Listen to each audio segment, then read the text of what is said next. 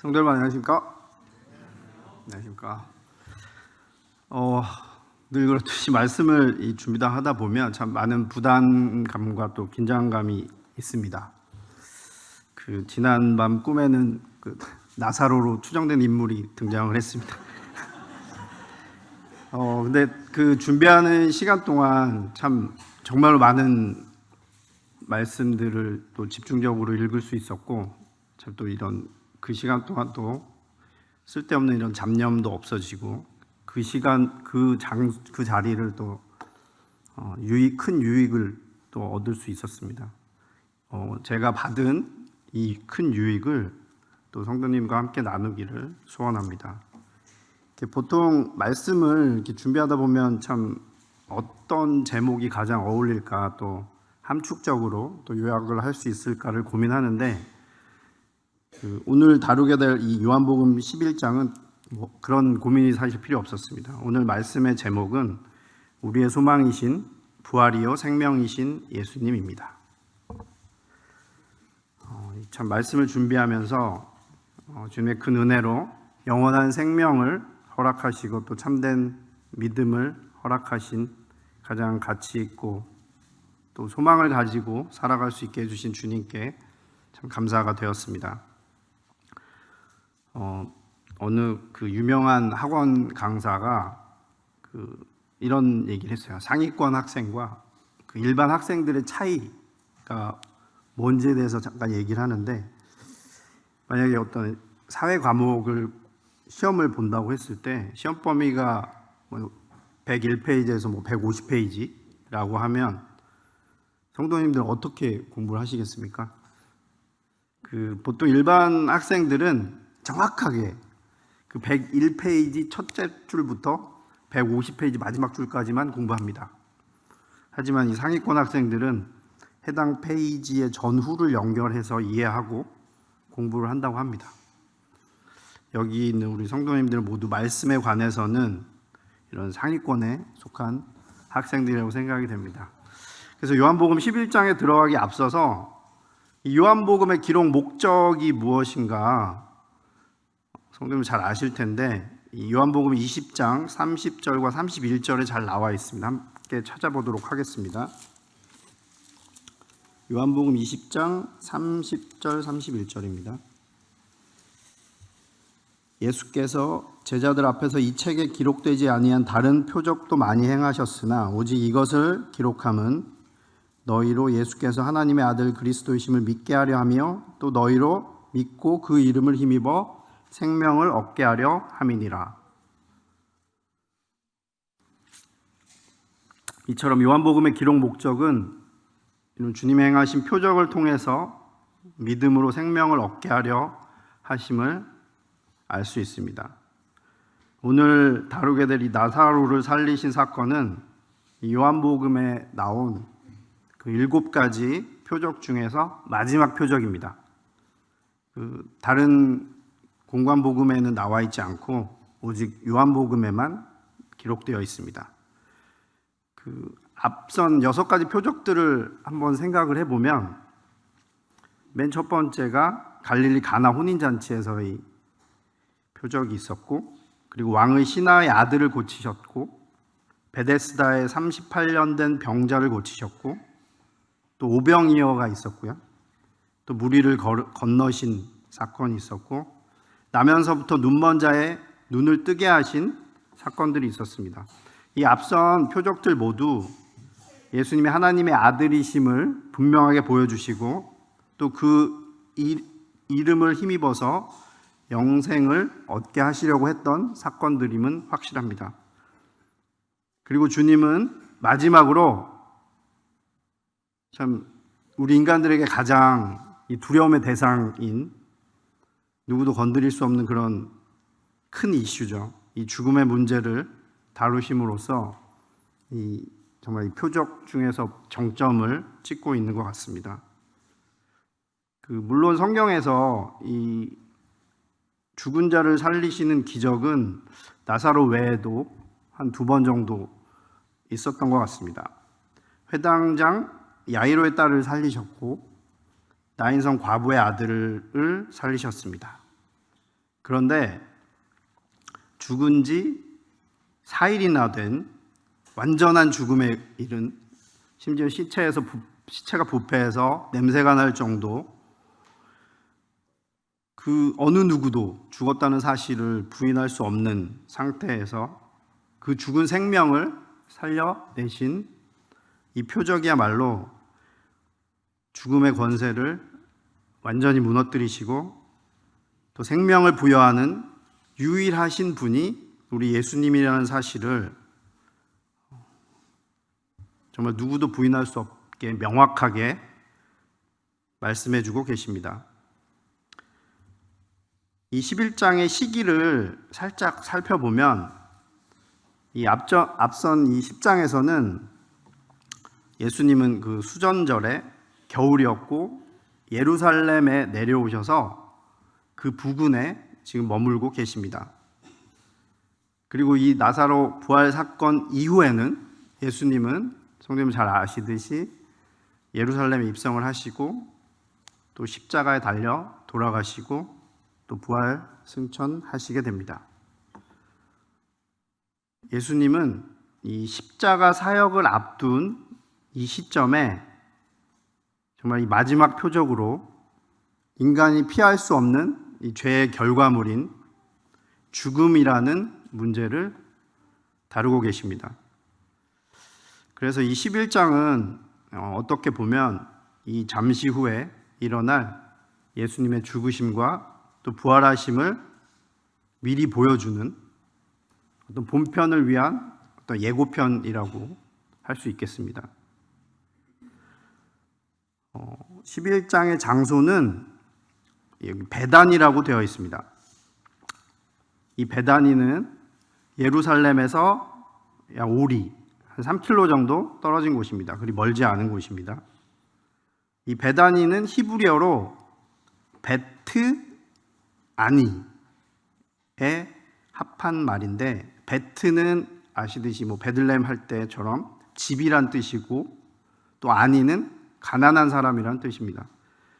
이 마을은 아마도 가난한 사람들이 모여 살았던 곳으로 짐작이 됩니다. 근데 이 베다니는 또 어디서 등장을 하냐면 누가복음 24장 50절을 보면 예수께서 그들을 데리고 베다니 앞까지 나가사 손을 들어 그들에게 축복하시더니, 이 구절을 보면 우리 주님께서 하늘로 승천하시기 전에 마지막으로 아마 머물렀던 곳이기도 합니다. 주님께서 그토록 사랑하셨던 세 남매 때문인지는 몰라도 그만큼 이 장소가 예수님께는 특별했던 것 같습니다. 그 장소만큼 이 삼남매 마르다, 마리아, 나사로와 예수님은 매우 애틋하다고 할까요? 좀 각별한 관계였습니다. 우리 11장 5절을 보시면 예수께서 본래 마르다와 그 동생과 나사로를 사랑하시더니, 그리고 또 3절을 보면 이 병든 나사로의 소식을 사람을 보내서 전하는데 이렇게 표현합니다. 사랑하시는 자가 병들었나이다. 그리고 또 35절을 보면 예수님께서 이 죽은 나사로 앞에서 눈물을 흘리시는 모습을 볼 수 있습니다. 어떤 이유로 이렇게 각별한 사이인지 성경을 찾아봐도 있지는 않더라고요. 근데 어쨌든 이 세 남매가 예수님의 사랑을 참 많이 받았다라는 것은 확실한 것 같습니다. 그 사랑받는 그 과정이 좀 나왔으면 저도 좀 따라했을 텐데 좀 아쉬운 생각이 들었습니다. 근데 이 12장에 나오면 그 12장을 보시면 마리아가 이 값비싼 향유 옥합을 깨뜨려서 주님의 은혜에 감사하고 또 사랑으로 행하는 섬김을 보면 그 모습을 어느 정도 짐작을 할 수 있을 것 같습니다. 이제 마르다와 마리아는 사람을 보내서 나사로의 이 병든 위중함을 예수님께 다급하게 알립니다. 근데 아까 말씀드렸듯이 그 표현이 이 불쌍한 저희 오빠 좀 살려주세요, 제발 살려주세요가 아니라 사랑하시는 자가 병들었나이다 라는 표현을 하고 있습니다. 저는 이 부분이 이 두 자매가 주님의 사랑을 받고 있다, 듬뿍 받고 있다는 것을 어떻게 보면 좀 자부하고 있는 게 아닌가라는 생각도 들었습니다. 그만큼 예수님이 또 자신들을 사랑한다고 또 생각을 하고 있었던 것 같습니다. 그 생사의 갈림길에서 또 이 절체절명의 상황에서 이 자매들은 예수님을 찾습니다. 하지만 예수님은 이 사절을 통해서 이것이 죽을 병이 아니고 이 모든 것이 하나님의 영광을 위함이라고 하십니다. 그리고 하나님의 아들이 이로 말미암아 영광을 받게 하려 함이라고 하고 계십니다. 근데 또 5절을 보면 예수께서 본래 마르다와 그 동생과 나사로를 사랑하시더니 라고 되어 있습니다. 사랑한다고 하셨는데 또 6절을 보면 나사로가 병들었다함을 들으시고 그 계시던 곳에 이틀을 더 유하시고, 그 사랑하는 나사로라고 하면 정말 맨발로 뛰어가도 모자랄 텐데 오히려 이틀을 더 유하십니다. 그 인간의 머리로 생각할 때 이건 완전히 모순이죠. 사랑하시는데 가지 않고 더 머물러 계십니다. 이 예수님은 왕의 신하의 아들을 살리셨듯이 돌아가라, 나사로가 살았다, 그냥 이 한마디로도 그 병을 고치실 수 있고 또 살리실 수 있는 분이셨지만, 주님은 그 소망이 완전히 끊어질 때까지 일부러 기다리셨습니다. 우리가 어떤 것도 할 수 없는 존재라는 사실을 깨닫기까지 주님은 기다렸던 것입니다. 그래야 비로소 하나님을 진정 인정할 수 있고 영광을 돌릴 수 있고 내가 나를 부정하고 또 그분만 높이게 될 것이기 때문입니다. 오직 하나님만이 우리의 소망 되심을 알게 하기 위해서 마르다 마리아의 간절한 발행과는 달리 나사로의 죽음을 기다리셨습니다. 이렇게 당장 오지 않는다는 소식을 들었을 텐데 그 두 자매의 마음이 어떠했을까를 한번 생각을 해봤습니다. 그 자매의 마음을 조금이나마 엿볼 수 있는 구절이 이 뒤쪽에 나오는데요. 21절 한번 같이 보겠습니다. 나사로가 죽은 지 4일이 돼서야 나타나셨을 때 마르다는 이렇게 고백을 합니다. 마르다가 예수께 여짜오되 주께서 여기 계셨다면 내 오라비가 죽지 아니하였겠나이다. 이것은 어떻게 보면 왜 안 오셨어요? 라는 원망일 수도 있고, 이제 오셨군요 라는 체념일 수도 있을 것 같습니다. 근데 이런 나르다의 외침을 보면서 저라면 제가 그 상황이라면 어떻게 했을까라고 생각을 한번 해봤습니다. 주님이 그토록 사랑한다고 하셨는데 왜 그러셨나요? 그렇게도 간절히 기도했는데 왜 그러셨나요? 지금이 아니면 절대 안 될 것 같은데 왜 그러셨나요? 이것이 바로 저의 마음이었을 것 같습니다.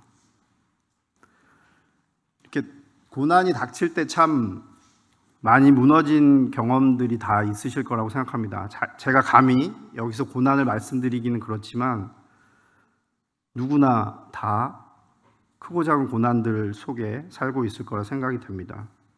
예수님을 사랑하고 정말 헌신적인 가정이었음에도 불구하고 예수님은 죽음이라는 가장 피하고 싶은 고난을 허락하셨습니다. 어떻게 사랑하는 이들에게 이렇게 감당할 수 없는 고난이 닥칠 수 있을까 싶지만 주님을 사랑하고 순종하는 자들에게도 고난은 일어나는 것 같습니다. 나의 생각과는 너무나도 다른 큰 고난이 찾아옵니다. 그런데 중요한 것은 이것이 바로 하나님의 방식이라는 것입니다. 하나님의 시간과 인간의 시간은 많이 다르다고 합니다. 응답이 더딜지라도, 아니 응답을 안 하실지라도 온전히 주님의 계획을 믿고 의지해야 합니다.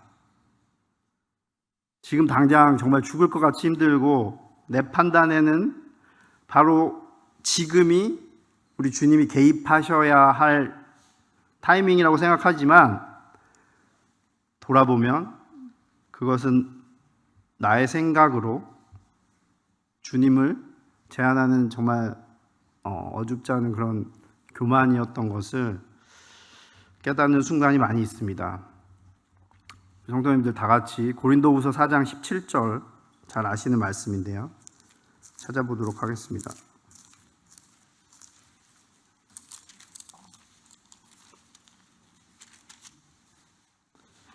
우리의 잠시 받는 환난에 경한 것이 지극히 크고 영원한 영광에 중한 것을 우리에게 이루게 함이니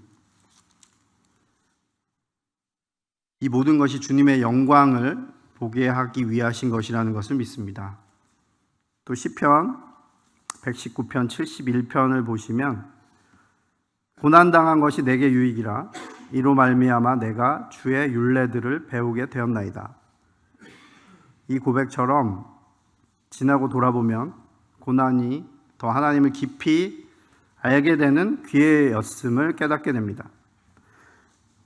주님은 이 고난을 통해서 우리와 더욱더 가까이 대화하기를 원하시고 결국에는 이 슬픔과 아픔을 또 기쁨과 소망으로 바꾸신다는 사실에 참 감사가 되었습니다. 하나님의 시간을 기다릴 때 비로소 소망이 있고 이 모든 상황들이 또 하나님의 주권과 계획 아래 있음을 믿습니다. 이제 주님께서는 이틀을 유하시고 그 나사로의 죽음을 이제 알고 제자들과 나사로가 있는 베다니로 갑니다. 물론 제자들은 유대인들이 주님을 돌로 치려한다고 두려워하며 걱정했지만 예수님은 본인 자기에게 주어진 마지막 표적을 향해 나아가십니다. 이 11절을 보면 우리 주님은 죽은 나사로를 가리켜 잠들었다고 표현하고 계십니다. 이 잠들었다는 표현은 죽은 야이로의 딸에게도 동일하게 사용을 하셨었죠. 이 생명의 주권자이신 우리 예수님께 죽음은 정말 아무것도 아닌 것입니다. 그런데 이 세상을 살아가는 주님을 모르는 알지 못하는 사람들에게 이 죽음만큼 두려운 것은 없을 것입니다. 두려움 자체도 두렵지만 죽음 자체도 두렵지만 그 이유에 대한 두려움이 더 클 것입니다. 그러나 우리 그리스도인들에게는 죽음 이후에 영광스러운 부활의 소망이 있기 때문에 죽는 것을 단지 잠자는 것으로 표현할 수 있을 것 같습니다. 지난주에 이제 구역 집회를 하는데 노 성도님께서 이런 말씀을 하시더라고요. 죽음을 기쁘게 준비하고 있다고 말씀을 하시더라고요. 참 되게 울컥했는데 참 이 보잘것없는 나에게 이 영원한 생명을 감히 상상할 수 없는 소망을 허락하신 이 부활이시고 또 생명 되신 우리 주님께 정말 큰 위로와 또 감사가 되었습니다.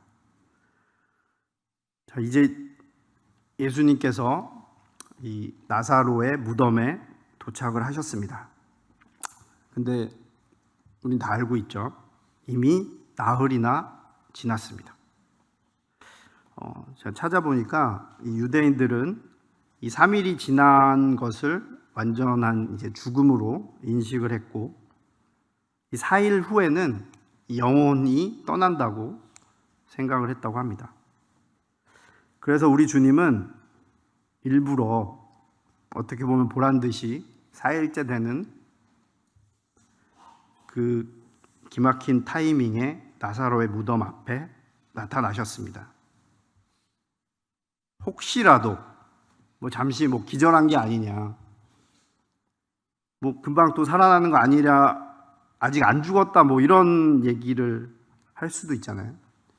누군가에게 그런 빌미조차 주지 않으시고 정말 이 죽음의 권세를 이길 자는 우리 예수님밖에 없다, 또 주님만이 생명의 주인임을 온전히 보여주시기 위한 정말 완벽한 타이밍을 잡으셨다고 생각이 됩니다.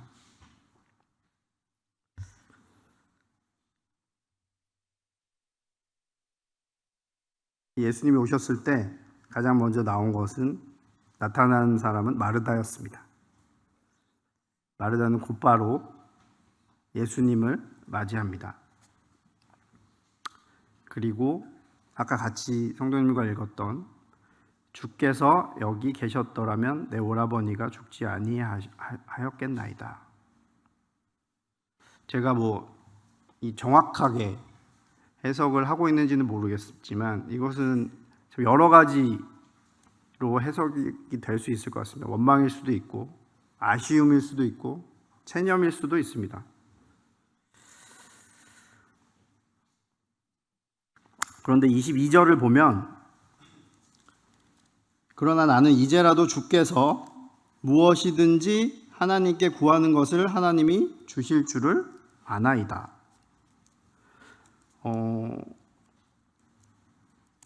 이 말씀만 보면 마르다는 분명히 예수님의 능력을 알고 있고 그런 믿음을 가지고 있었던 것으로 보입니다. 그런데 바로 다음 절을 보면 그 믿음이 온전하지는 못했던 것으로 보입니다. 예수님께서 이르시되 내 오라비가 다시 살아나리라 라고 했을 때 24절에 마르다는 이르되 마지막 날 부활 때에는 다시 살아날 줄을 내가 아나이다. 서로 핀트가 맞지 않습니다. 그 마르다는 그 생명의 부활과 심판의 부활에 대해서 알고 있었기 때문에 마지막 날 부활에 대해서는 알고 있었습니다. 하지만 예수님은 그것을 얘기한 것이 아니라 즉시 살아날 것을 말씀하고 계십니다. 그런데 마르다는 본인의 지식을 근거로 해서 마지막 날의 부활을 얘기하고 있습니다. 믿음이 있는 것 같은데 또 그렇지 않은 모습을 또 보게 됩니다. 주께서 무엇이든지 하나님께 구하는 것을 하나님의 주실 줄을 아나이다. 참 이거만큼 하나님의 능력을 표현하는 문장이 있을까 싶은데 이것은 어떻게 보면 뒤에 연결해서 보면 본인이 가진 그냥 지식을 늘어놓은 것으로 보입니다. 그것은 한마디로 감히 예수님의 능력을 제한하는 믿음이었습니다. 근데 이 마르다를 통해서 또 제가 가진 믿음을 돌아보게 되었습니다.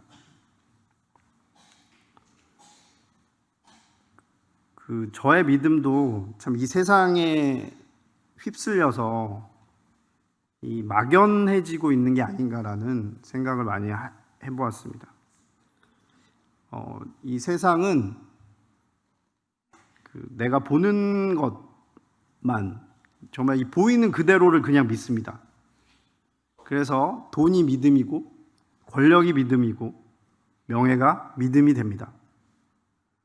그런데 주님은 우리 그리스도인들의 믿음에 대해서 분명하게 말씀하고 계십니다. 고린도후서 4장 18절, 우리 성도님 잘 아시죠? 우리가 주목하는 것은 보이는 것이 아니요 보이지 않는 것이니 보이는 것은 잠깐이요 보이지 않는 것은 영원함이라. 그리고 히브리서 11장 1절 말씀입니다. 믿음은 바라는 것들의 실상이요 보이지 않는 것들의 증거니.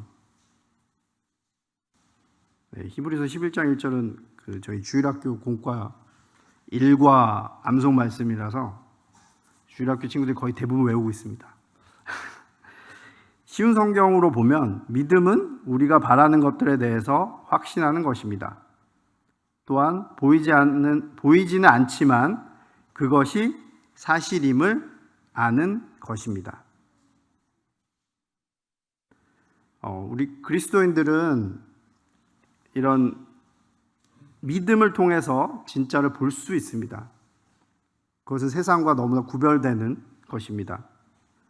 물론 맹목적이고 정말 엉뚱한 믿음은 정말 위험하지만 저희의 믿음이 그런가요?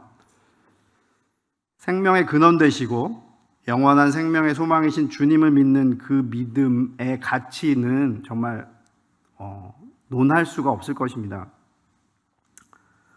또 마르다의 이 지식처럼 저의 정말 어줍지 않은 지식으로 나의 교만으로 하나님의 말씀을 가로막고 있는 게 아닌지, 또 하나님의 능력을 제한하고 있지는 않은지 한번 또 돌아보게 되었습니다. 내 멋대로 예수님을 판단해버리고 또 평가해버리고 있지는 않은지.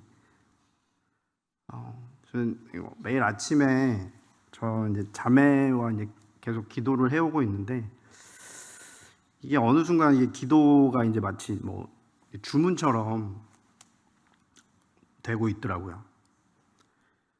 그 입으로는 기도가 나오는데 그냥 의뢰하는 그런 기도가 돼버리고 있는 것 같다는 생각이 들었습니다. 주님의 능력을 의지해서 가장 합당하게 들어주실 것이라는 온전한 믿음으로 드리는 기도가 아니라 그냥 해오던 기도니까, 그러니까 제가 바라는 것들을 그냥 쭉 이렇게 열거하고 있더라고요. 참 매일매일 이 하나님의 능력을 또 제한하지 않고 그분만을 전적으로 의지하는 온전한 믿음에 이르기를 또 힘쓰는 또 저와 또 이 성도님들이 되었으면 좋겠습니다. 이런 제한된 믿음을 가진 마르다에게 우리 주님께서는 말씀하십니다.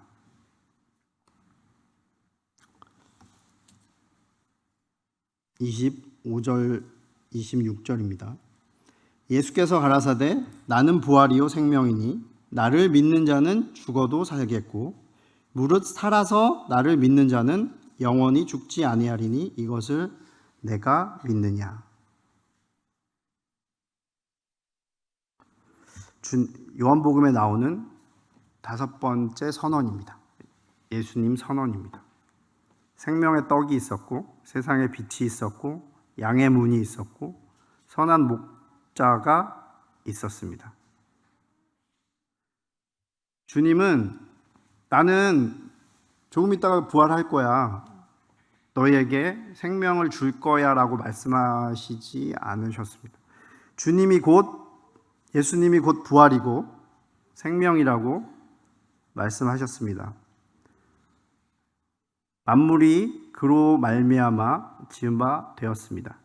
만물의 주제이시고 생명의 주권자이신 주님께서 이렇게 선언하셨습니다. 내가 부활이고 생명이다. 이보다 더 우리 그리스도인들의 확실한 소망이 있을까 참 감사가 되었습니다. 제가 다니는 직장의 그 동료가 이런 질문을 한 적이 있습니다.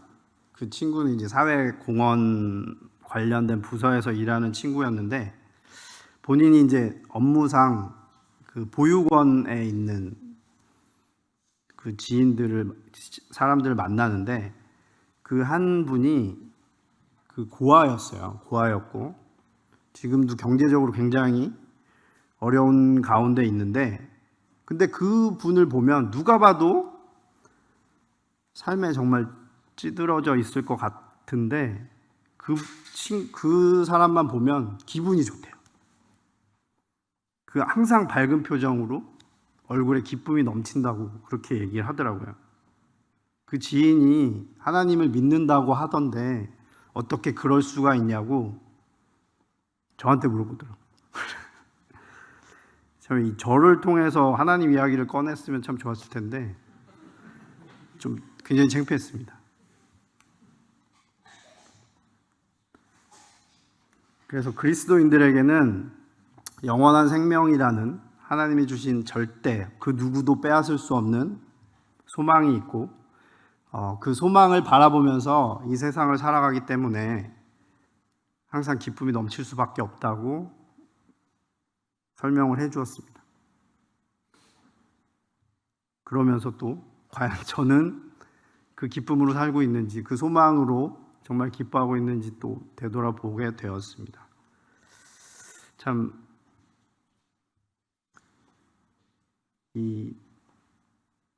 저희 그리스도인들에게 소망이 있다는 게 얼마나 큰 축복이고 또 행복인지 말씀을 준비하면서 계속 생각해보고 또 감사가 되었습니다.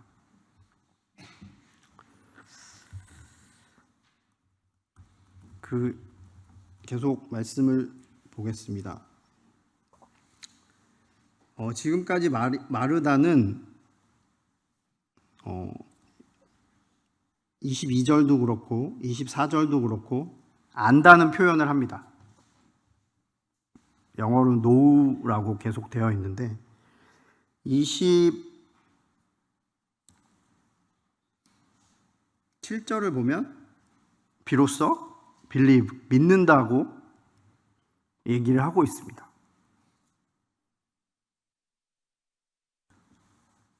그래서 이제 온전한 믿음으로 살아가겠구나 했는데 또 그렇지도 않습니다. 또 39절을 보면 이 나사로를 살리려고 예수께서 이르시되 돌을 옮겨 놓으라 하시니 라고 했을 때 또 마르다는 이렇게 반응을 합니다. 그 죽은 자의 누이 마르다가 이르되 주여 죽은 지가 나흘이 되었음에 벌써 냄새가 나나이다. 아직도 제한된 믿음 안에 갇혀 있습니다. 40절에 예수께서 이르시되 내 말이 내가 믿으면 하나님의 영광을 보리라 하지 아니하였느냐 하시니, 우리는 이 참된 믿음을 통해서만 비로소 영광을 보게 됩니다. 저는 이 마르다의 모습을 보면서 물론 우리가 주님의 은혜로 새 생명을 얻었지만 그 우리의 영혼이 날로 새로워지지 않는다면 마르다와 같은 이런 제한된 믿음에 계속 머물러 있을 수밖에 없다는 생각이 되었습니다. 고린도후서 4장 16절 한번 찾아보겠습니다. 그러므로 우리가 낙심하지 아니하노니 겉사람은 후패하나 우리의 속은 날로 새롭다 라고 되어 있습니다. 이 사도 바울의 고백처럼 우리의 육체는 세월의 흐름에 따라서 어쩔 수 없이 노쇠할 수밖에 없습니다. 그러나 우리의 거듭난 영혼은 날로 새로워져야만 합니다. 그 해답은 당연히 말씀이 될 것입니다. 이 말씀에 깨어있지 않으면 우리는 언제든지 마르다와 같이 주님의 능력을 제한해 버릴 수밖에 없습니다. 요즘 이 시편 119편 이번 주 계속해서 읽고 있는데 119편을 묵상하면서 성도님들 비슷하게 느끼셨겠지만 이 말씀을 대하는 이 시편 기자의 태도와 또 그 모습들을 또 보면서 비교가 자꾸 되었습니다. 우리 성도님들에게 말씀은 천천금금보다 승하고 그 맛이 꿀보다 달고 또 우리 성도님들은 순금보다 더 말씀을 사랑하실 줄 믿습니다. 우리는 그 말씀을 즐겁게 읽음으로, 또 날마다 묵상함으로, 또 깨달아 알므로, 또 마음에 담아둠으로써 그 말씀대로 살아감으로써 날로 날로 믿음을 새롭게 하고 굳건하게 하여 비로소 하나님의 영광을 볼 수 있을 것입니다. 이제 마르다는 이 마리아를 불러내어서 이 마리아는 또 예수님과 함께 나사로가 있는 무덤으로 갑니다.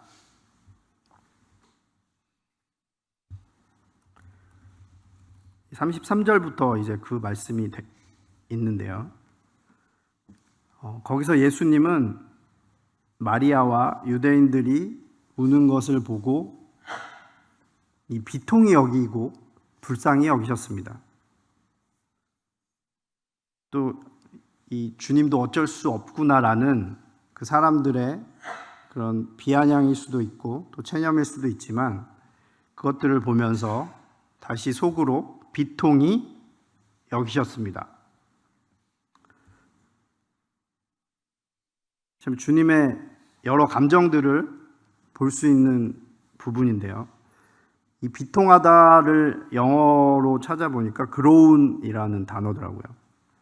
이 groan의 뜻을 보니까 강한 불만과 또 분노라는 뜻이 있습니다. 이것이 그 사람들을 향한 직접적인 분노라고 생각하지는 않습니다. 그 사람들이 죽음을 대하는 그 태도, 죽음의 권세에 어쩔 수 없이 굴복하는 그 모습을 보면서 주님께서는 굉장히 어떻게 보면 분노하시고 강하게 불만을 표현하셨던 것 같습니다. 근데 그런 와중에 참 우리 주님이 또 인간의 몸을 입고 오셨다는 게 35절을 보시면 또 나사로 앞에서 또 눈물을 흘리십니다. 참 예수님의 눈물 흘리는 모습이 좀 많이 나오지는 않습니다. 그 예루살렘 성전을 바라보면서 그 예루살렘에 받을 심판과 또 파괴를 예언하시면서 그 안타까움에 또 슬픔과 눈물을 흘리셨고 또 이 겟셋마네 동산에서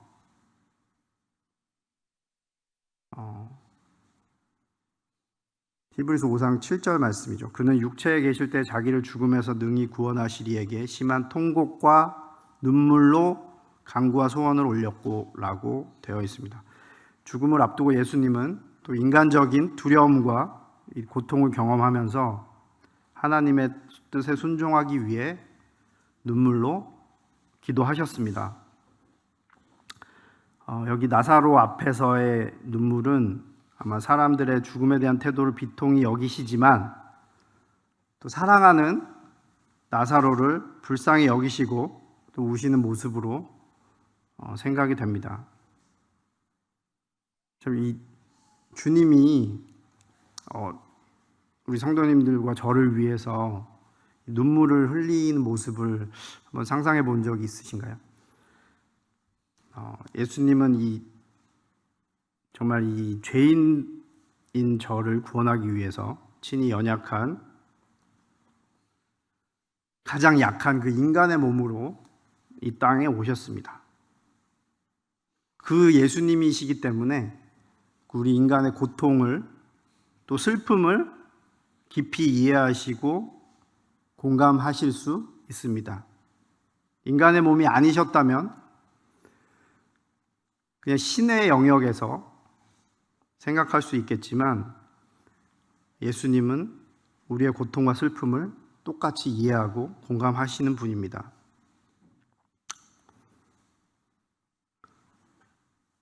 이사야 53장 3절 말씀입니다.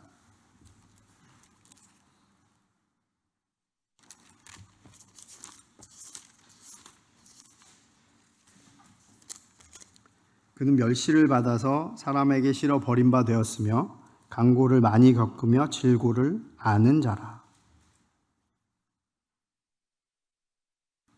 그리고 히브리서 2장 18절을 보면 그가 시험을 받아 고난을 당하셨은즉 시험 받는 자들을 능히 도우실 수 있느니라. 예수님은 절대 우리의 머릿속에만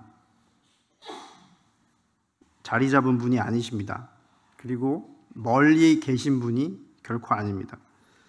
우리의 기도에 친히 허리를 숙이시고 귀 기울이시고 우리의 작은 신음 하나하나에도 응답하시는 주님이십니다. 주님께 감사드립니다. 그리고 이제 그 앞을 가로막고 있는 돌을 치우신 후에 예수님께서 이제 기도하는 모습을 또 보게 됩니다. 이 또 예수님의 기도를 통해서 또 우리 제가 하고 있는 이런 기도를 또 한번 생각해 보게 되었습니다. 41절, 42절입니다. 돌을 옮겨 놓으니 예수께서 눈을 들어 우러러 보시고 가라사대 아버지여 내 말을 들으신 것을 감사하나이다. 항상 내 말을 들으시는 줄을 내가 알았나이다. 그러나 이 말씀 하옵는 것은 둘러선 무리를 위함이니 곧 아버지께서 나를 보내신 것을 저희로 믿게 하려 함이나이다. 예수님은 하나님과 참 친밀한 관계셨습니다. 아버지라고 부르고 계십니다. 그리고 기도에서 항상 감사가 먼저 나옵니다.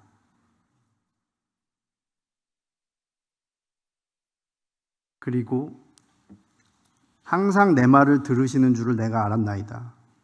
주님께서는 매일 숨쉬듯 기도하시는 모습을 볼 수 있습니다. 그리고 또 이런 기도가 이루어질 것이라는 확신을 가지고 있음을 알 수 있습니다.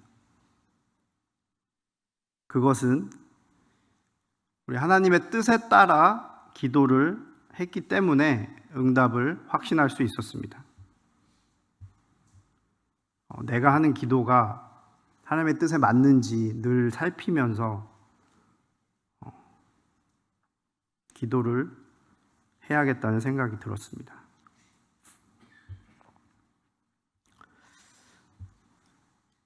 네, 이제 뒷부분은 이제 유대 지도자들이 이런 표적들 때문에 예수님을 핍박하고 또 그런 이적들로 인해서 많은 사람들이 예수님을 믿게 돼서 또 이제 공의회를 통해서 이제 공식적으로 예수님을 죽일 그런 음모를 꾸미는 모습들이 나옵니다.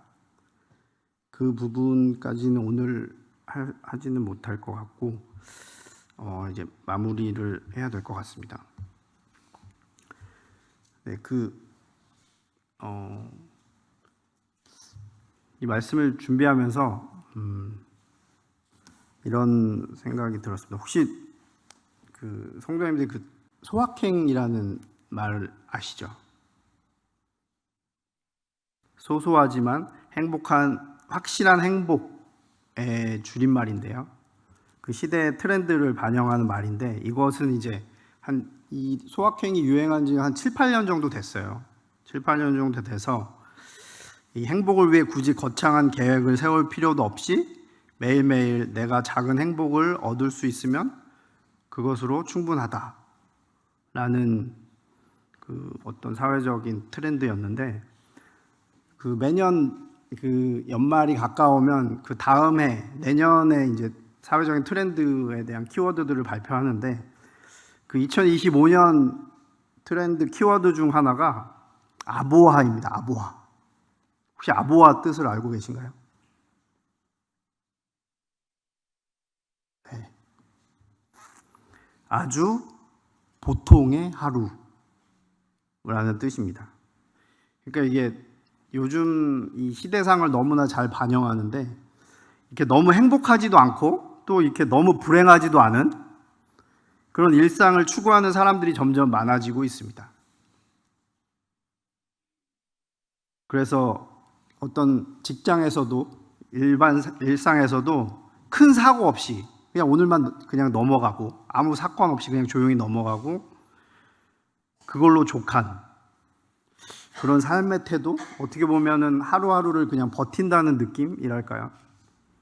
그래서 이것을 굉장히 이제 뭐 개인의 현실에 그냥 만족하면서 살아가는 것으로 이렇게 포장을 하는데, 사실 이런, 저는 개인적으로 이 소확행도 그렇고 아부아도 그렇고 이러한 사회적인 트렌드가 점점 더 이렇게 현실과 나에게만 집중하고 미래에 대한 꿈이 없어져 가는 그런 안타까운 현실을 반영하는 게 아닌가라는 생각이 들었습니다.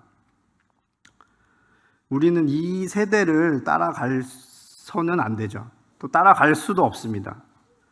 믿음의 대상이 바로 이 썩어 없어질 이 세상에 있지 않고 부활이요 생명이신 예수님에게 소망이 있기 때문입니다. 우리 그리스도인들에게는 영원한 생명이라는 아주 확실한 소망이 있습니다.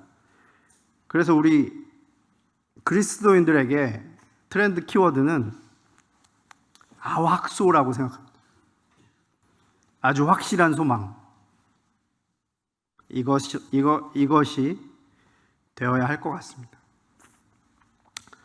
참 말씀을 준비하면서 이 나사로를 살리신 그 요한복음의 마지막 이 표적이 참 우리의 처소를 예비하시기 전에 또 부활과 생명을 가르치시기 위함이라는 사실에 참 너무나 감사가 되었습니다. 또 우리의 소망이 되신 예수님께 감사드립니다. 혹시 제가 이 시간 중에 나눈 말씀 중에 뭐 잘못됐거나 잘못된 분별이 있다면 말씀해 주시면 감사하겠습니다. 경청해 주셔서 감사합니다. 기도하고 말씀 시간 마치도록 하겠습니다.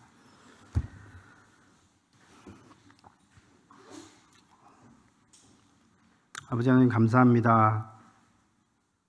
참 어느 곳에서나 언제나 또 저희와 함께 하시고 저희의 음성 신음에도 응답하신 아버지 하나님께 감사를 드립니다.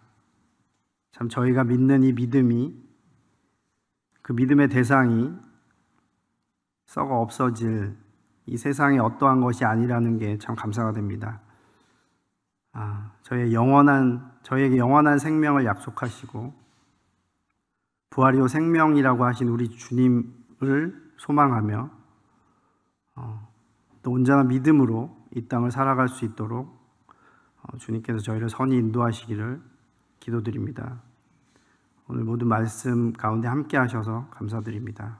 우리 주 예수 그리스도의 이름을 감사하며 기도했습니다.